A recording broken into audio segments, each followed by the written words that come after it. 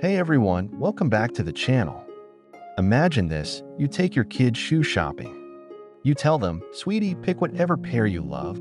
They light up, grab a pair of bright white sneakers, and you immediately go, nope, those will get filthy in 5 seconds.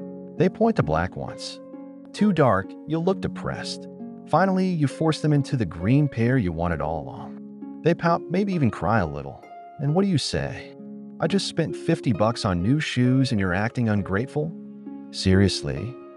Or picture your kid chilling on the couch scrolling TikTok. You sigh loudly. All you do is sit there like a lump. Why don't you ever help around the house? The second they grab the broom and start sweeping, you're right behind them. You're just pushing the dirt around.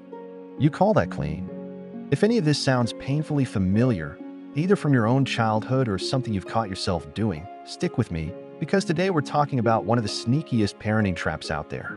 Psychologists call it the double bind, but honestly, it's a hidden form of control that can slowly, quietly mess with a child's head.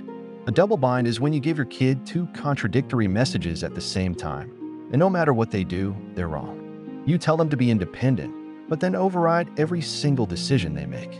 You tell them to help out, but then criticize how they help. It's like telling a dog, come here, stay. No, stay, come here. That dog would lose its mind. And sadly, that's exactly what can happen to kids raised this way. Kids in double-bind homes grow up believing nothing they do is ever right. They become super sensitive, always scanning faces for clues about what mom or dad really wants. A lot of them turn into chronic people pleasers, or they swing the other way and melt down at the tiniest trigger. Either way, their self-confidence takes a beating because the goalposts are always moving. So how do we break this cycle? Good news, it's totally doable, and it starts with 4 simple mindset shifts. Number 1, actually let them choose, and then honor it. If you say, pick any shoes you want, let them pick. Even if they choose the ugliest red and green monstrosity on the planet, smile and say, I love how bold you are. As long as it's not dangerous or completely inappropriate, bite your tongue. Letting them own small decisions is how they learn they have a voice that matters. That's the foundation of real confidence. Number 2, protect their initiative like it's made of gold.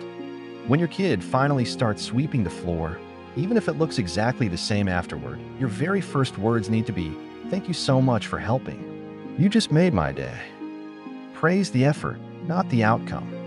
A clean floor can be taught later. A kid who's afraid to try because they'll just get criticized, that's a much bigger mess to clean up down the road.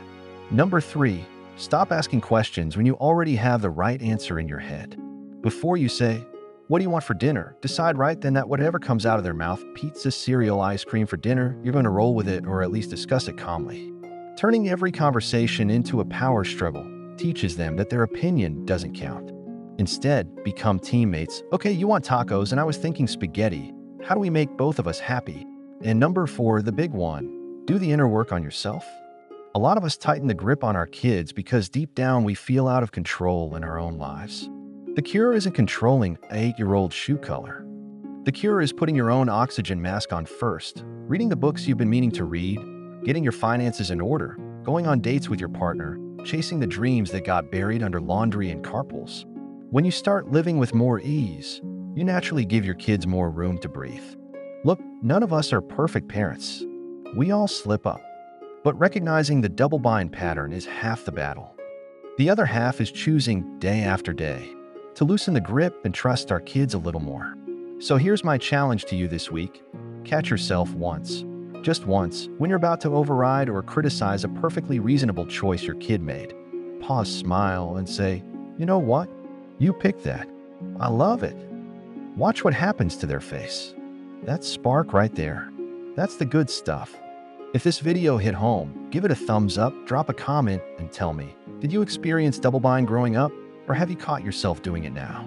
Let's get the conversation going. And if you want more real talk parenting videos that actually help, hit that subscribe button and ring the bell so you never miss one. Thanks for watching, friends. Here's to raising kids who feel free to be themselves, not crazy. See you in the next one.